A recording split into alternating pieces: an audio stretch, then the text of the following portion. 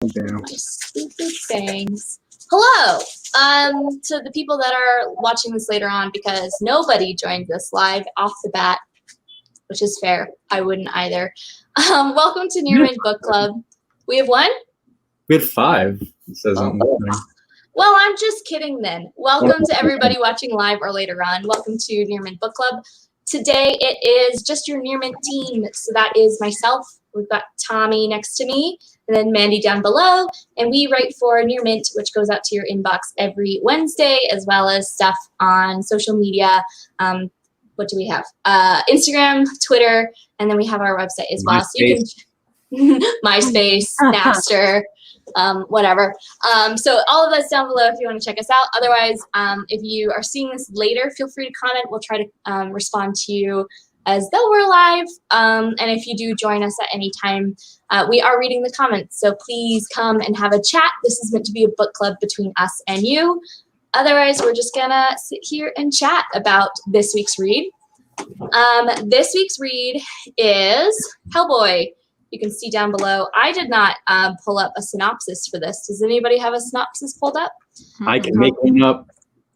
Yeah, you make your Tommy one up while I'm looking up the real one. Cool. Imagine a world where there's a bunch of paranormal stuff, and it's from the viewpoint of the paranormal stuff. And he's got one normal arm, and the other arm not so much. Guess which one he uses for punching? That's right, Yeah. The normal arm. No, I'm just kidding. He kicks. He used to be tiny, which made them call him a boy. He grew up. They still call him a boy. Same. That's the main synopsis. Does anyone have a better one? No, I think you covered it. I think you killed it. But just going off Amazon. Spoiler free. Going off Amazon, it is mostly just talking about Mike Mignola, who is the author and the illustrator, and I love him. So I'm going to be biased here. But it is, when strangeness threatens to engulf the world, a strange man will come to save it. Sent to investigate a mystery with supernatural overtones, Hellboy discovers the secrets of his own origins and his link to the Nazi oculist who promised Hitler a final solution in the form of a demonic avatar. So, yeah, what Tommy said mixed with the fact that Hellboy is like a paranormal investigator in this alternate reality in which like paranormal things exist. It's not quite at the level of like superheroes being famous everywhere, but like it kind of is too. Like it's kind of more widely acknowledged. Hellboy happens to be, he showed up one day and he was a boy, and they went, wow, that looks like a boy from hell, and they named him. Mm-hmm. And then we jump in with him like 40 years later, and he's a grown up. And so we read this first arc, as it's called, which was called Seed of Destruction. Basically, that's issues 1 through 5 of the original story. And yeah, so let's, I guess, talk about Hellboy by Mike Mignola and Assorted. I will go ahead and say that if you have not read it, we're going to go ahead and talk completely with spoilers. No warning before, so from this moment on, there's going to be spoilers. If you haven't read it and you'd be interested in reading it, please click away and come back later on. Otherwise, just hang out with us, and we'll talk about it. It's also worth noting that this was made into a movie and a second movie. I don't know, a few movies. And a remake. Whatever. And so, are they related or not? We're probably going to get into that. So also spoilers if you have seen the movie, but you haven't read the book and you're one of those people. Anyways, carrying on. Let's do, I guess, quick thoughts. Or should we, I guess we should kind of go over, Hellboy is the main character, obviously. And yeah, he's like a grown-ass man. He was just called Hellboy by the people that he happened to kind of spawn near. Like all of a sudden there was just this being, and they were like, oh my God, it looks like he's from hell. And then this guy was like, he's just a boy, he's a Hellboy. And that guy ends up being Hellboy's pseudo father. It's like the closest thing to a father he knows. So you do follow their relationship a fair bit. And you also see Hellboy's team that he investigates with, which includes Liz, who has like pyro powers, though appears otherwise to be human. And then Abe, who is some kind of like creature from the Black Lagoon, amphibian human that wears a disguise to look like a human. Like he is, what is the word, anthropomorphic. So he has, 2 arms and 2 legs and appears to be human, but he has to wear a mask to hide it, but he can like swim through water. So those are, I guess, mainly the characters, and then you get into like the antagonist and the side characters. So with that, with the synopsis and our characters being set, let's just go ahead and talk freely about it.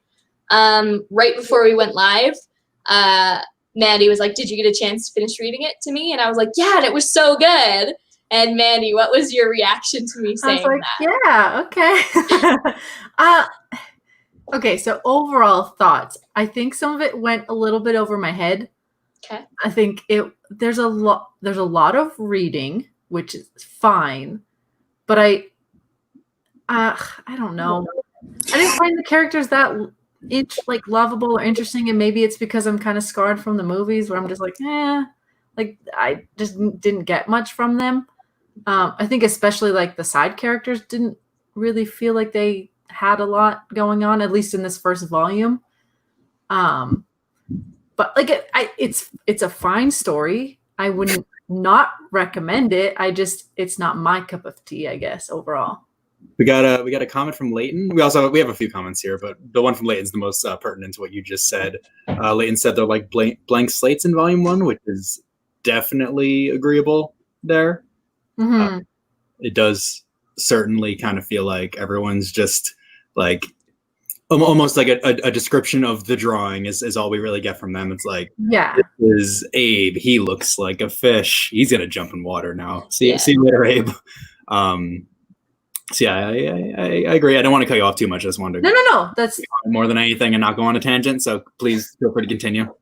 No, I mean I think that's kind of. So was that an issue? Do you think with the writing, the story / like overall plot, or like pacing, or like art? I mean, like of the 3 divisions, what was the best and what was the weakest?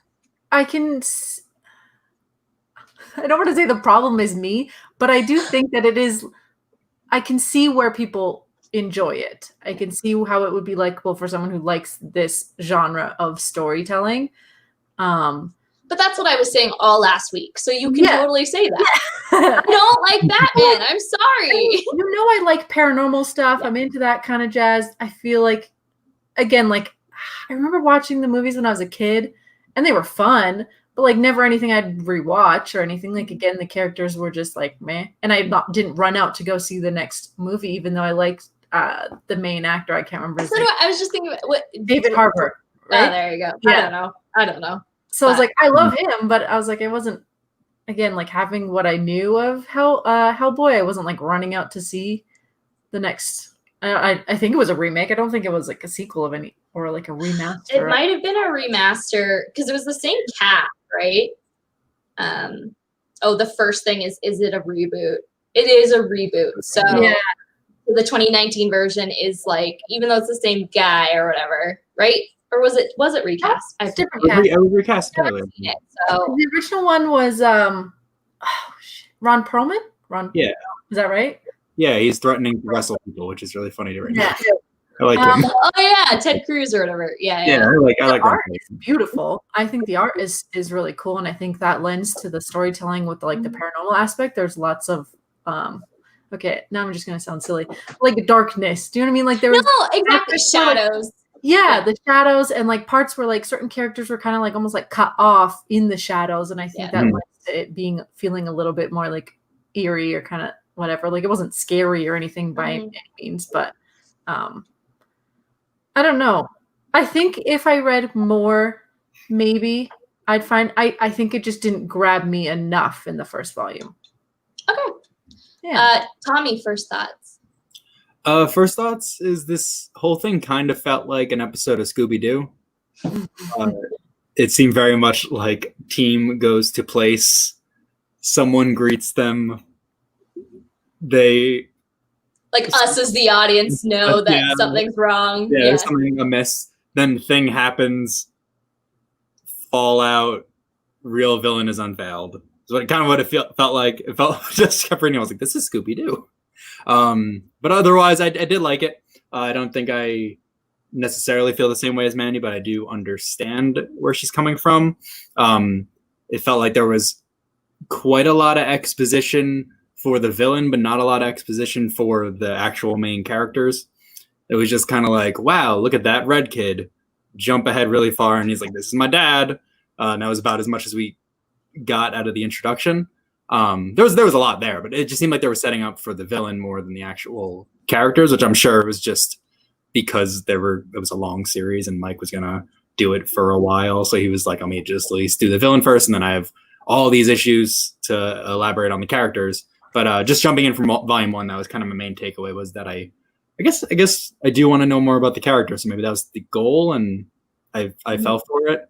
But reading it, I think it would have been a bit more enjoyable with more of just 2 pages more of exposition on the characters. But otherwise, I liked it. I would read more of it. It feels like it's going to be kind of like a Doctor Who type thing with paranormal type things, and I'm okay with that. No, I get what you're talking about with the Doctor Who, though, because the Doctor investigates things that only someone with all this knowledge of space, time, and aliens could ever do. So it kind of gives you that feel of you couldn't, we love Buffy, don't get me wrong, and Buffy is a Slayer, so it's a little different, but Scooby-Doo or whatever, they're just normies in a paranormal world. So it is kind of cool, this take. And so that's where I totally get that Doctor Who vibe.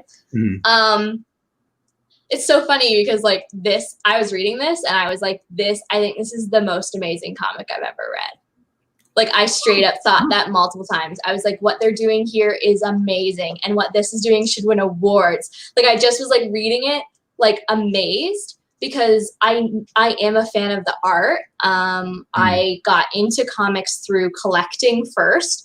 So I have a few Mignola variant covers. I've owned Hellboy before I've read Hellboy. So this is my first jump in. I've never seen the movies. I didn't know anything about it outside of what you see. And with the movies, it was looking into the costume makeup, because that's always a cool thing. But literally I knew nothing else other than I like Mike Mignola.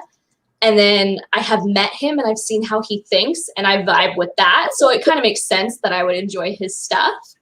But never, this is I just read it today. And so maybe this will fade over time. But yeah, I just thought it was so good. And so I always think it's funny because Mandy and I like all the same novels, prose novels.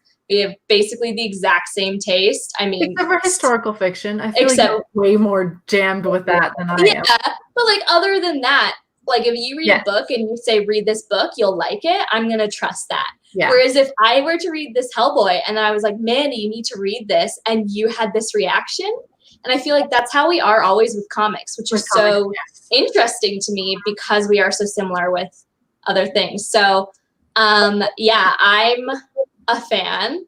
I'm already where can I get the nicest version of this omnibus? I'm ready to commit. And I did buy the omnibus, so I feel I will at some point read it. Oh, at least that first one. But yeah, no, I thought it was great. I thought it was this right blend of not being too doesn't feed you too much information. Because you are coming through it, most of the narration is internal dialogue of Hellboy, which is represented with a square box instead of a text bubble. And so a lot of what we know is what he knows and what he's told. So there is no real exposition about him because he doesn't know. And so I thought that this first edition was amazing because, it set up, we don't know anything about why Liz has this power, and it was just through simple sentences. He thought he could do more than the scientists did with their years of probing. That's the only mention, that Liz was tested on her whole life or where she came from. We have no idea. But that was enough that I was ooh, this is so good. And then same with Abe, they gave him one panel where he's like in a test tube with like a note attached. And it's more just explaining where his name comes from, but you're like, but what does this mean? So I thought it was for like a first story arc, as well as looking at each issue individually. I think each issue had enough that you would have sold additional copies. And like, there's a reason this is like an award-winning book. And I just really related to that, as well as everything Mandy was saying about the art, like how it wasn't just like, I mean, it's what comics should be, right? It's setting mood. It's telling a story in what it's showing and what it's choosing not to show, including things like shadows. You know, if someone's face is half obstructed by a shadow, from a good writer and a good artist, that means something. And so, and maybe I'm being pretentious and like thinking too hard and like think I understand something I don't. But like there were so many pages that I just was like, oh, this is so good, like the symbolism of this, and like, so I really did love it. I also think that it's a really good stepping stone between modern comics and the like Alan Moore, Frank Miller, lots of text, Chris Claremont back in the day, lots of text comics. Because like Noel was saying, there is a lot to read while still not being like Watchmen that has like triple the amount of words per page plus whole pages of just text. So if someone was looking to like level up their readership from like modern or like slice of life or not very symbolism and like content heavy, you know, none of the award-winning, amazing, whatever, I think that this is a great stepping stone. So not only do I love it for me, but I think that as a new reader, this is something that would really grip someone.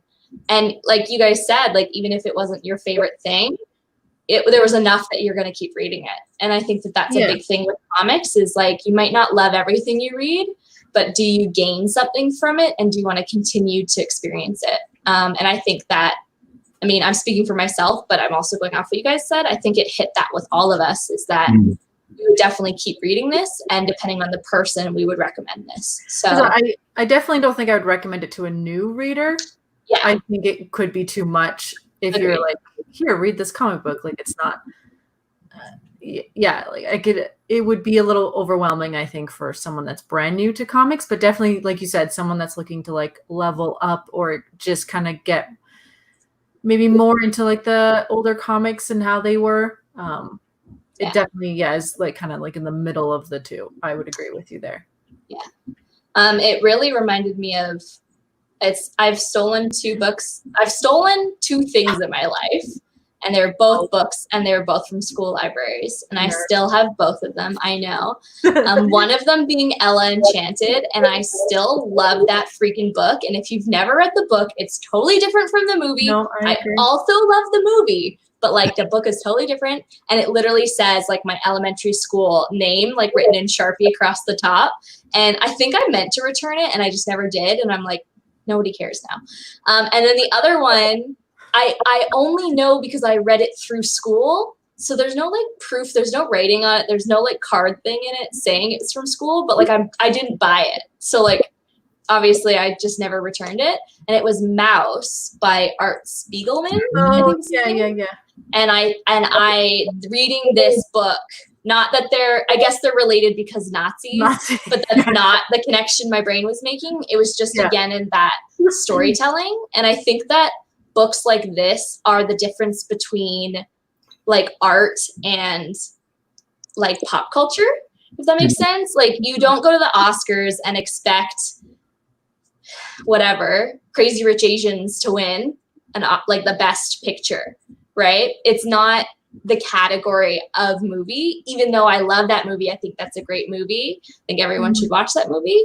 I feel the same about, there's a lot of comics that you're like, yeah, it's a great comic, but I think Hellboy and Mouse and Monstrous and Watchmen, you know what I'm talking about? There's a difference between these comics and why they win awards and why they're so life-changing versus other comics that you can still, like, I'll sit here till the day I die and say that I love Snot Girl so much, but Snot Girl is not changing the shape of comics, whereas I can see how Hellboy could be considered to have done that. Yeah. No, it was definitely, I think it was one of the earlier comic to movie adaptions, right? I think it was like 2004 came out. It was a long time. It was like that and Daredevil, like the original. It might have been in the 90s. I have it half pulled up. Let me just like 2, 3, or 4, one of those years. It was definitely it was like after Spider-Man, but before other things. Question mark. Ron Perlman, so you were right about that. 2004 and 2008. Whether or not that means that they were in production, like, you know, you never know how long they were in production for. But I'm gonna age myself. I was in high school when that came out. I felt like I was younger. I don't know why. 2? I feel like I watched it earlier than that. So Tommy, like, you would have been like 10. 10, I think. Yeah, I would have been. I was 11 Wow. in 2004. Yeah, old lady here. I think I was like 14. You're not. No. Anyway, I've never 16 seen before that came out. any of the movies. And just like most people, I haven't seen the reboot, unfortunately, for that movie. Mandy, how similar was the introduction of these characters to the movie?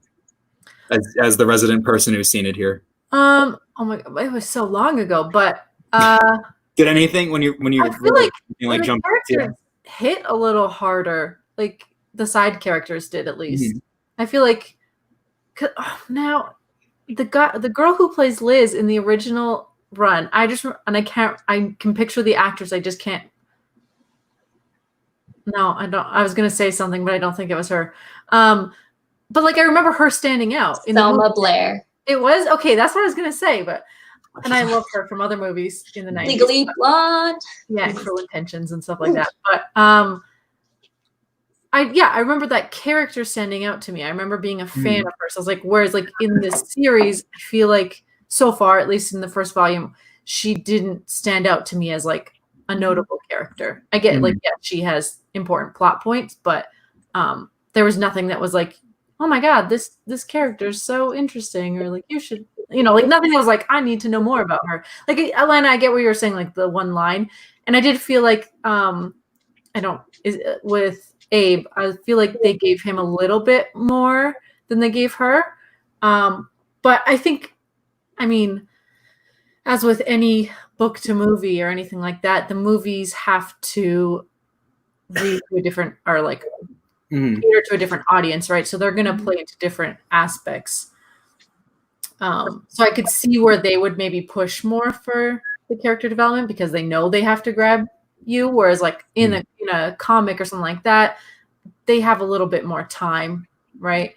As long as I think they grab you with the initial character, they can build those side characters as they continue. Think about it too, like how much of a movie, when there's a guy sitting here talking and then there's stuff happening and there's like an action scene, like how much do you learn about a character from them talking to you face to face versus what's going on in the background? Especially with second and third, secondary characters.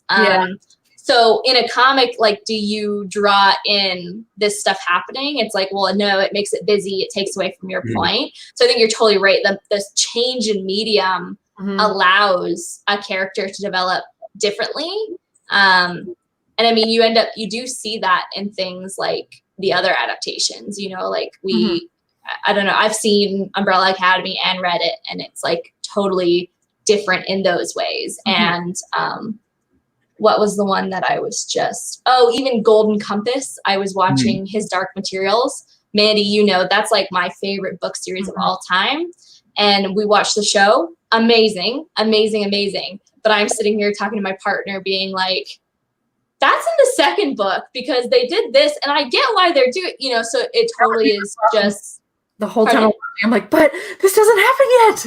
Yeah. You're like, oh. So then even with Matt, I was like, oh, what they're going to do is they're going to basically the same moment will line up instead of doing one book and then another half a book and then having it anyways, which is fine. But in TV shows and other media, you just change the pacing. So, and I think more and more, maybe not in 2004, but more and more often, writers are getting smarter about how they do it. They're understanding more how to play that middle ground of we need to provide them enough, but these people still have to be on screen. So if we say nothing about who this person is that weirder?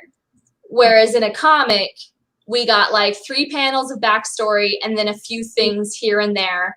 And yeah, we didn't learn that much about these secondary characters, but it was, I mean, besides like noticing it was kind of okay. Mm-hmm. Also, did we notice that without saying it, the villain was Rasputin? Like, was I the only one that noticed that with my... Was it actually him, or did it just look like him? He's his home country of Russia. He was shot and poisoned and drowned, and none succeeded. Like, he's Rasputin. Why are they going to tarnish the good name of Rasputin? Because everybody loves to tarnish the good name of Rasputin. Because he was a lover of the Russian queen. Now there's a cat that... I didn't notice that was him. I would... 100%. Read it again. If I was giving the volume an overall rating, I would say a 7 out of 10. It's not. Okay. I don't want it. Like, I didn't hate it by any means, and I will definitely continue. And it's like a personal recommendation. What do you mean? Well, like, I can sit here and say that Psycho is like a 10 out of 10 movie, but I hate horror movies, so for me it was a 2 out of 10. You know, like, so is that you taking into account both things and blending them, or is that completely like, it wasn't my taste, but so I do think that it's, I mean, you know me, I feel like this is a genre I should. Yeah, I think that's valid. Yeah. Yeah, it's like the paranormal, not thriller or anything like that, but you know what I mean? Like, in that realm, I don't know how else you would really, especially if you're going to compare it to Doctor Who, which I obsessed over and watched all of it, right? So it's like, I do feel like it should have maybe grabbed me a little bit more. And it could be too that I'm just not reading like I used to. So even like, I'm like, okay, I have to read this book for book club. I think if I went to go and pick it up on my own, maybe too. For sure. Tommy, I always like to ask you your master's degree in literature side. Was there anything that like stood out to you as like amazing writing or really cool symbolism, anything like that? I kind of want to say no, and not like not in a negative way. I feel like when we read Four Kids Walk Into a Bank, that was like all I was catching was like, oh, like this stands for this, and this is a callback to this, blah blah blah. And I don't think that's what his goal was with this book. I think it was a bit more straightforward. He was definitely setting the scene a lot more. I felt like he almost didn't have time to kind of do any kind of deeper meaning symbolism, which is fine. That's not a thing that you have to do with every single story that gets written, especially in the beginning, especially early ones. You want to just get the characters across. I don't think, unfortunately, this isn't one much depth for an English degree analysis, but there is definitely enough character building to set up for stuff more interesting, like you said, and I'm all for it. It just reads odd as a volume 1 on its own. You know? Cool. Yeah. I think that's a valid perspective. Not everything has to be like that, for sure. It was cool. I love like alternate realities. I love historical fiction. So any kind of now but different, or anything about the past, even if it is an alternate reality, I love. So that's probably part of the reason I love this so much. I mean, we just talked about Golden Compass, his Dark Materials being one of my favorite series. That's the same thing. It's like an alternate reality. So anything to do with that, big fan. So, I mean, for sure, he didn't have to really hit symbolism, but I think he did some really cool things with the history thing, the idea, because, you know, you would believe that Hitler would be like, I need like an oculate, you know, witch, whatever wizard, sorcerer, whatever they end up calling him, to summon something in my favor. And I'll give you all the resources possible. And I believe that would happen. You know, you kind of believe this version of reality that they set up pretty quickly. In the first couple pages, it's just like, there are paranormal things. This has happened during the war. Hitler wanted to win. We summoned this thing. Hitler still lost, but now it's 40 years later and this thing still exists. Go. And so for sure, I think there's no need for symbolism when it's like Hitler sucks, you know, like we know Hitler sucks. Yeah. And I mean, that's my only, like, even as I was just saying that sentence, my thing is like, and maybe again, this is me reading into something more deeply than it's intended. But I mean, we look at Hitler and we think he's the worst thing that's ever existed, one of the worst human beings. Absolutely true.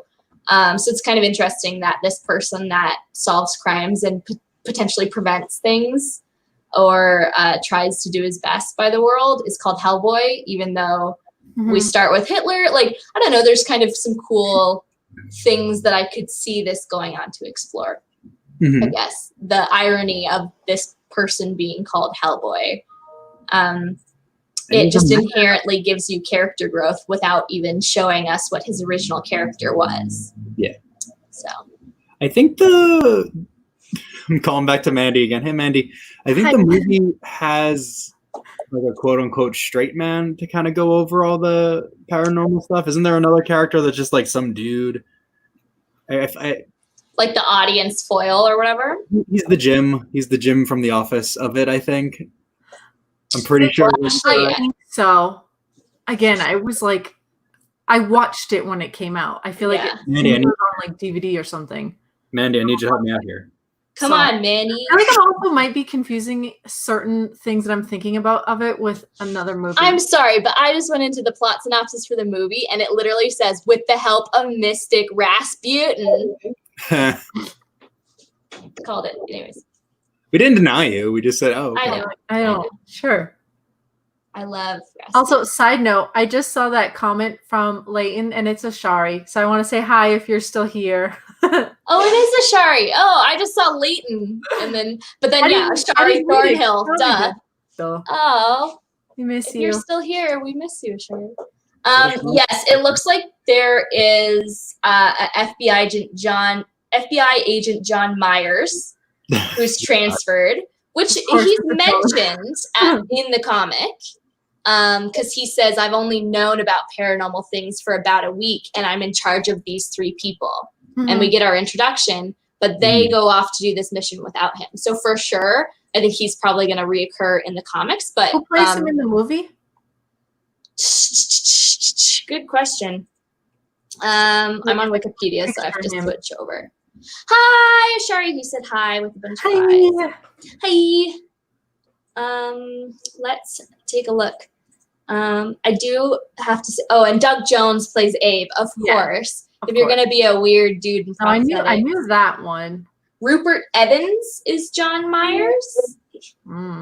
He's a cutie pie. He looks really young. Not sure. Oh, he's in the new Charm series. Oh, well then. I mean, he's 43 now, so he must have been pretty dang young 16 years ago. Dang. Picture him young now that I'm see that face. I can recall. For a straight man being thrown into this world of paranormal, it kind of makes sense that they would want him to look young or whatever. Cool. That's the only thing I remember about this, about like the franchise as a whole, I guess, was that was how it was like kind of introduced. I remember very vaguely the guy like walking and seeing all the different paranormal whatever they're like, paranormal policeman, I guess is the Bureau of Paranormal something. Ghostbusters. He's saying hi to all the Ghostbusters. I remember that seemed like a more accurate way to introduce them. Very conventional, like very straightforward, which it's Guillermo del Toro, so that doesn't seem like a thing that he necessarily does. But it is very much better, like a more clear-cut way. And I'm sure that's like volume 2. I kind of wish I had read volume 2 now, just because I think that would answer a lot of the things that I'm thinking of. So we'll read volume 2, and I'll watch all 3 movies, and then we'll come back. We'll watch number 2, and then the reboot, and then number 1. To end it on the best note. Yeah, I guess. Did the reboot get poor ratings, or did it just do poorly? Both. There's a difference. Okay. I mean, nowadays when it's so expensive to go to this is me sounding old again. When it's so expensive to go to the movies, I have to pick and choose what I'm going to see, right? So it's like I wouldn't have run out to go get it, and I can't recall in all the flights I've taken in the last couple of years seeing it pop up on a free flight either. Because that's the other type of movies. So like, no, they've done studies on movies, and the average person goes to a movie like 1.2 times a year, like broken up in North America. But if you look at the percent of that for people that are like dinks or like yuppies or, you know, whatever, 15 to 23. What did both of those words mean? A dink? Dink is a dual income, no kids. So, and a yuppie is young, professional. They both sound offensive. They do, but they're not. you threw me a little bit. But so I am both a dink because I have a partner that I live with, and so we have 2 incomes in one household, but we have no kids. So we're not spending our money on kids, and we're also yuppies because we're young professionals, which also implies you don't have kids, though it doesn't really matter. Basically, we, though, in terms of marketing, are the people that want to target for a lot of this stuff because we have the most disposable income. But when it comes to movies and movie theaters, it's actually like people, I don't know the stat, you can look it up, but it is people like 14 to 23. And so that's where if you can hit that or like the kids level, that's generally where you get the mass markets. That's why rated R movies are kind of hard to hit, is not because there aren't viewers. It's that like people with kids or people over a certain age don't have the time, don't go see movies all the time. Like they're not going on first dates. That's a movie every weekend. You know, they have kids at home. They have to get a babysitter for like whatever. So, it's just kind of worth noting that like as we get older, we absolutely are getting more and more out of the range of what blockbuster movies are aiming to hit. So when Hellboy 2019 comes out, yeah, absolutely. We have to pick and choose what movies we go to because it might be 1 or 2 a year. And you know what? There's new Star Wars every year. So what am I going to go see is my one movie a year. It's going to be Star Wars. I just wonder what their reasoning was for putting out another movie like that, and probably just trying to feed off of the superhero money hype with the movies. Money. Yeah, I did look up while we were talking before, the first of the big superhero movies. There might be little ones throughout whatever, but the first in like our generation's memory was the first X-Men 2000. Then it was Tobey Maguire's first Spider-Man, which was 2002, and then this was like 2004. So there could be ones that fit in there, but of these like modern whatever, because then you get into the Tim Burton Batman and like the Christopher Reeve Superman. It's like there's totally superhero movies there, but yes, after 2000, X-Men was the resurgence of comic books and making comic books cool. So I wasn't bullied in high school. I mean, I was, but for other reasons, yeah. No, because they thought I was a fake nerd, and I was like, yeah. I don't want to argue with you. Anyways, I'm like in my IT programming class, and I'm like sitting there doing my work, and some dude's like, oh yeah, she doesn't fucking know what she's doing. I'm like, dude, I'm in the same class as you, learning the same shit, getting the same grade as you. Do you want to talk Star Trek? We can talk Star Trek. Like, I'm like, why? But it's because I was one of 2 girls in the class. You're safe here. It's okay. You're safe here now. Safe place. Also, I got that sub that would sub that class all the time fired because he was definitely a child molester. Didn't fuck with me. Well, he did fuck with me, but not that bad. Anyways, unrelated. Report if teachers try to touch your skin when you're 16 and comment on how short your shorts and skirts are, because something's up there. And then I got permission to skip that class if he was subbing. They didn't fire him right away. They fired him the next year, but I got to skip class. Wow. Anyways, I'm not going to go on tangents anymore. It's not true. Cool. You guys talk. Mandy, why were you bullied in high school? Yeah. Because I had glasses. Oh, gotcha. Yeah. Four eyes. No. Hang on. My mom was telling me there's this like whole convoluted back story of like a family that like my grandfather's parents weren't married or something. What was my last name supposed to be? What my maiden last name was? It was awful. I'll bring it next time. I'll have to ask again. But I was just like, I can't believe my name would have been like Amanda and then like something, and it was bad. And I was like, that I for sure would have been teased even more. Phil just said, and now you can show them you're on a comic book cover twice. And I'm assuming that's regarding me and being bullied. And right? Like I'm an official Marvel character. Thank you very much. Get the hell out of here. No, I mean, I don't care. Once I graduated high school early, got the fuck out of there, never talked to those people again. I have one friend from high school and he's the dopest. Otherwise I didn't care. I have 2 friends from high school. Who's my other friend from high school? Rebecca. I knew Rebecca. Rebecca's first word was my name. Yes, okay. Who's not my friend from high school. You knew her throughout, I guess. Yeah, that was the first school we went together. We had the same classes because otherwise we were in other schools. I would never say no. Cheyenne. Maybe my friend Hayden, but I don't really see him anymore. But anyways, yes, I agree, Phil. It's one of those like, quotes that the white blonde chicks post on their Instagram. That's like, be so good, your work speaks for itself, or like they can't help but knowing, like whatever those bullshit quotes are. It's kind of true though. Next to it. Yeah. Sure, with some like bad Comic Sans, and there'd be exactly. It's like hanging, and it just says and it's like hang on and whatever.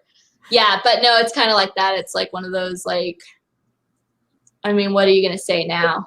History will prove you wrong. I'm the biggest nerd. Our friend Tyler, Mandy and I's friend Tyler, is like has a raid party for World of Warcraft. He's got like a Triforce tattoo. Used to be socially awkward. He's not now, obviously, otherwise we wouldn't know him. But like, he definitely was someone you would probably call like a nerd, like just on site, wears the graphic t-shirts, whatever. I don't think he'd be mad if I say this, but like he just generally is someone you would think of as, when you think nerdy, you might think of someone like Tyler. And he always just like mid-conversation will just look at me and he's like, dude, you're the nerdiest person I know. I'm like, wow, did I beat you? Thank you. Anyways, back to Hellboy, I guess. We have a few viewers. Does anybody Hellboy and have any perspectives or anything that they want to know our thoughts on? Because we'd love to chat with you guys about it. Especially if you've seen the movie. Like, is it the movie? Can you give us a synopsis of the movie, please? Don't copy and paste it. That's cheating. I mean, I'm assuming just like 2004, what were movies like? There was probably very little female characters. It was probably very action-based, and there was probably quite a bit of humor at other people's expense, which some of it might be considered offensive now. Some of it might still be hilarious. I'm just like thinking back to movies in 2004. I mean, I picture his voice, because Ron Perlman has that like deep, gruffly voice. Right. That's just him. And I was like, okay, this is fitting. Like I could see him being like, And again, not having read Hellboy before seeing the movies, as definitely what I read him like in the comics, where I don't know what you guys would really picture him as sounding or seeming like. I don't know if I pictured anything. That's the thing. I was like, I don't. Boy implies a lot. He gets called Mr. Boy at one point. By an old lady. Yeah. But I imagine, I don't know, there's just something about them calling him Boy every 5 seconds that makes me think he wouldn't be Ron Perlman. But I get it, just based on like Mike's drawing in general. Ashari said, since John Byrne wrote the first volume, can you tell the Byrne in it? And I actually didn't know that. I just had looked up like a synopsis and it had Mignola credited. Now that you say that, yes, I can definitely see in that first volume how things are set up feels very Byrne. But I don't think it was so much that it took away from it. So, and I'm not the biggest John Byrne fan. Like, I'm not going to be able to pick out everything in particular. But I can definitely, now that you say it, I could probably like think back and be like, oh, like, otherwise I would have just assumed someone was like using that Comparison. sound. Yeah, like just and then he said never saw the movie. I bought Hellboy for the art. Same. Yeah, the art definitely stands out. Yeah, love I it. love the movie for the art. I wouldn't recommend the movie. The visuals. Well, I love Guillermo del Toro. Yeah. I don't love him. Like, I don't care, whatever. But his Style. his choice in character design mostly, right? Yeah. And then the fact that he insists on it being practical and, you know, whatever. That, to me, I've watched documentaries on Hellboy. I've watched documentaries on Doug Jones and all these aspects. That I find a lot more fascinating than the idea of a action movie starring a bunch of dudes in 2004. The girl, the biggest hand is. The girl, yes, and it I is. remember thinking, okay, I was like, I remember thinking she was badass and a little bit like annoying, but like in the most lovingly way. But I feel that's all her roles. But I'm down to watch it now. Honestly, I would love. We could do a little thing in like a month of like, now we've seen it and read issue 2. Here's a follow-up book club. I'm totally down for that. I do remember that was the age that I didn't watch movies. That's a thing that I did. Ashari just commented, I was told to skip to volume 2 since the rate changes so much. So that's really interesting. So that makes me really want to keep reading, because maybe that fixes the problems that you guys, but then that makes me fear, because I liked volume 1. Volume 1 is what had the most history aspect, did it not? It had a lot of the like explaining. I feel like there was paragraphs in the first volume. There wasn't, but okay. Dude, I want you to try to read stuff that was published like 1990 or earlier. I've been reading like Alan Moore's Swamp Thing and stuff like that, and there's a lot of years. But I feel like they like how the first volume was like laid out. The first few pages, it was like more like, because it was before Hellboy even showed up, right? I feel like the first page is definitely like a background and text for sure. So I was just gonna say so I remember being invited to a birthday party in which they were going to see Daredevil, like the 2003 movie, and I just looked up.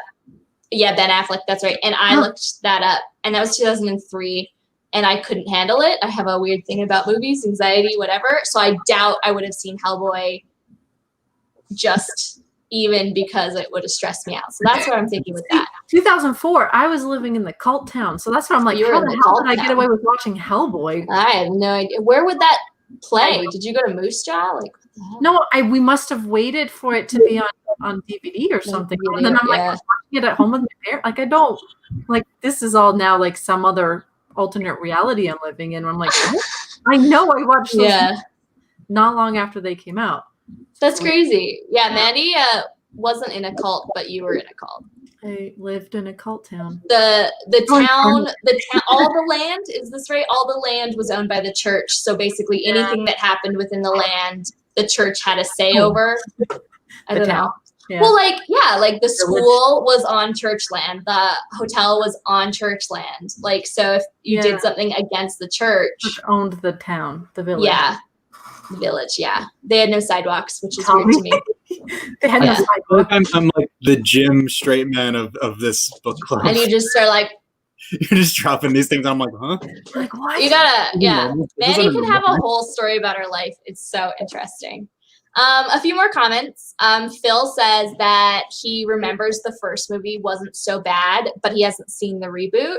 That makes me think that number 2 is shit.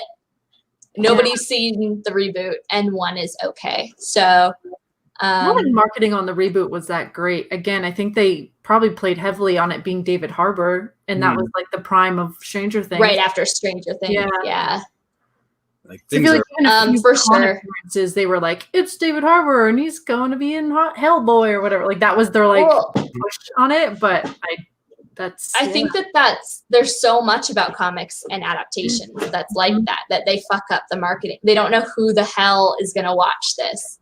And that's probably the thing I think Marvel's done well, right? It's like Guardians of the Galaxy, they were like, this is for kids, but adults can like it too, instead of trying to be like, we're deep and moody, but yet there's a talking raccoon, you know? It makes me wonder if again, if we play back to like a Scooby-Doo or Doctor Who like trope with it, it would do better as a series on TV, maybe like on Amazon Prime. Yeah. Or maybe HBO. not, Yeah. I don't know if I would quite go HBO, but yeah, like a Netflix or a Prime or something. Yeah. But I could see that being more like an episodic adventure where there's, you know, like a prime story that's going on, but more of the kind of shenanigans in between. I don't know. Why was Abe wearing a beard? To look like a human. But he's walking around with a giant red guy. They're not going to be like this freakish, like swim man. Like, what's in that? Wait a I gotta second. blend in with Hellboy. It's not like he's a household name. Huh. Good thought. Good thought. Like, it's been bugging me. I don't know why he needed a disguise. Is basically. You just broke my brain. Yeah, because I'm like, oh, because he has to disguise himself. If he goes in the water or whatever. Wow. And then Hellboy is like open trench coat with his massive stone fist thing and like things on his head. Yeah. And he's like, "What's up? I'm Mr. Boy. Welcome." It'd be funny if they both walked in with big beards. Like, they'll never know. Like, we got our. I guess maybe under the idea of like in this, maybe he doesn't always wear it. Maybe in this particular instance, they didn't want the house that they were responding to know that Abe and Liz were not just humans, because she directly called, or Hellboy directly called her. So like maybe she knows about Hellboy, but maybe not everyone knows about these other people, and they keep them secret so that they have a one-up, right? That's my only thing. He could have had a beard and also still been a fish guy. I don't know. It seemed like a weird thing to do when one of the main characters is so out of place. Like, we can't have two weirdos in this group. I'll message Mike and I'll see what the fuck. Please find out for me. It's gonna keep me up at night. I'll do that. I like the scenes where he contemplates punching with his big hand. I think it happens twice. He's like, "Oh man, I punched him with my I think this is my flesh hand, which is the worst thing to say ever."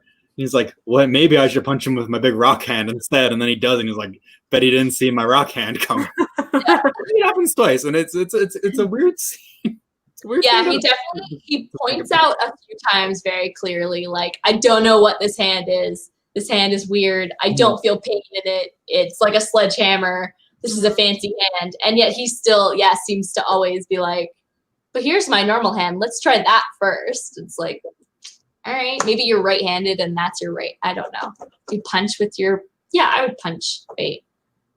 Yeah? I write with this hand. I would punch with this hand. Yeah. So maybe he's like, it's my left hand. I don't like punching with it. Even though it's just, stronger without having to be stronger because he worked it out or something. I do love that when he was a boy, the like 2 frames you see him as a boy, his hand is still massive. Like he's like, it's like his whole body and then his little hand. And I just was like, that's so cute. Anyways. Should have put a beard on his hand. Because I know he could have punched anyone he wanted to. I had no idea. This is my accomplice, Mr. Hand. This is my friend, the big hand. He definitely can't swim well, so don't even think about it. He's just a guy in a beard. Yeah, I mean, overall, it felt like a Scooby-Doo. It felt like a paranormal. I liked that it was the perspective of a world in which we just jump in. Like, there's no like, oh my God, what do you mean there's paranormal? Like, it skipped over all that. We're seeing it from the perspective of the people living it instead of as an outsider. I thought that was refreshing. Loved the art. Really curious to see where it goes, especially with characters. Overall, would recommend it. Just depends on the reader. Is that kind of where we all land? Yeah. Cool. I think I feel like Volume 2 probably actually does seem like a better starting off point because I have a feeling that it explains who everyone is. I don't think we learn much in this that wouldn't be quickly established in like 2 pages in Volume 2 is my assumption. So like you could almost treat this volume like a prequel. That is like, Like, yeah, very much like a prequel, like something that came out after the initial. Like the first 3 seasons of Supernatural. Without Cass, there's no point. Anyways. That thing. Never seen it. I saw it because I was told Cass was so good, and then he wasn't in the first 3 seasons. And I was like, why would you tell me this? Tumblr. Anyways. Of course it was Tumblr. No, because it was like the 3. Remember when there's like that thing on Tumblr where it was like Doctor Who, Sherlock, and Supernatural, and like that's all people talked about? I was like, well, I'm into 2. Let's go to Supernatural. And then I was like, this sucks. Doesn't suck, but it's just not my cup of tea. Sweet. Okay, so we've got like 5 minutes left. Was there any recommendations for anybody that read this? Is there anything that they might like? Comic book or not? Doctor Who, but we've covered it too much now. Doctor Who's fine. We can say that. Doctor Who, but specifically Blink, that one episode with the Weeping Angels. What are they called? It's the best episode. Just watch that episode several times. It's literally, one of my favorite episodes of TV. Amazing. Yeah, I agree. I think Doctor Who is a great one. I think that, I guess even I could argue Supernatural, just depends on your vibe. Because they're similar thing, like they're investigators and they're in it, they're in the world. Nothing's really a shock to them. Comic book wise, I'm not trying to think of a comic. I know, I'm just trying to think. There's a Scooby-Doo comic. That one. I like leaning towards some of almost the adult Archie stuff even. Oh yeah. Yeah, like the Archie's Afterlife ones. Yeah, not digests, but the actual comics. Well, you know what I mean. You can still go buy Archie and Friends at the Superstore or whatever, but like, I'm talking the actual comic books. I'm sure I'll think of more later on. Definitely, you're not going to get anything, I think, close to this vibe in the big 2, so Marvel and DC. This is a Dark Horse publication, and I believe it was one of the first Dark Horse. I think they almost created Dark Horse for this, but maybe I'm wrong. So if you like this kind of comic, I would definitely look into the superhero type of books, but published by indie people. So I would look at Image Comics, but still look at the really popular superhero related stuff. Or look at the most indie big 2 stuff. It's just kind of in between this, right where it starts to cross. I just can't think of anything specific. Like a Swamp Thing. I'm thinking Alan Moore or even Terry Moore, unrelated but related. So I was Strangers in Paradise, but not really. What I've been reading with Swamp Thing, at least so far with Alan Moore's, it feels just very relationship based, not romantically necessarily, but it's very more on the relationships that it does. Yeah. Which I guess if you are seeking not relationship based, that's where generally it's not romantic necessarily. It's romance. No, it's character development and the relationship with characters. Totally understand. Whereas this issue of Hellboy, that was probably all of our largest complaints, is that you don't see a lot of that. And not because it failed necessarily, but because that wasn't the point. So if we're trying to compare it to something, I don't know, go read Saga. Or Why the Last Man, or Paper Girls, or anything by Brian K. Vaughan, and you'll probably just be happy, even though it has nothing to do with this recommendation.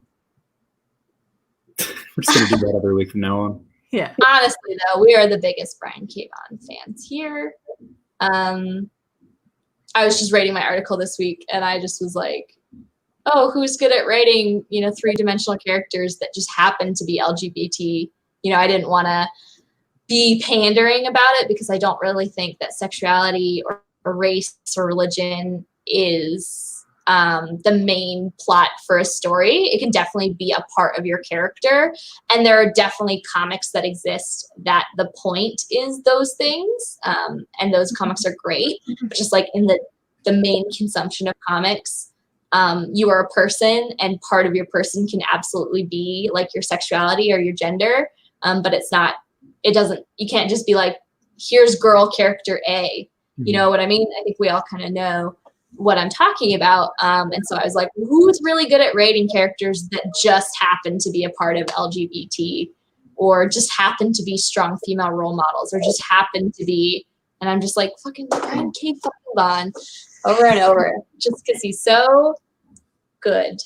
Anyways, that's our recommendation, as always. The Last Man and Saga. I always say it wrong. Not like a Sega Genesis, like a We Saga. recommend Sega. You got Sonic.